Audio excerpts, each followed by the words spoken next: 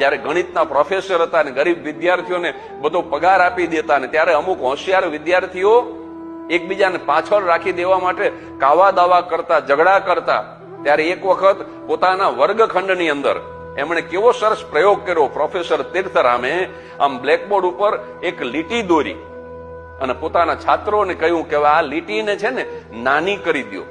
તો કોઈ આવીને ડસ્ટરથી ભૂસવા માંડ્યું, કોઈ આમ હાથેથી લૂછવા માંડ્યું.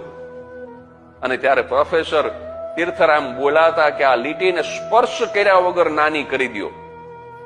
અને કોઈ વિદ્યાર્થી જયારે એ લીટીને અડ્યા વગર નાની ન કરી શક્યા ત્યારે એની નીચે એક મોટી રેખા દોરી, એનાથી લાંબી અને મોટી લીટી દોરી.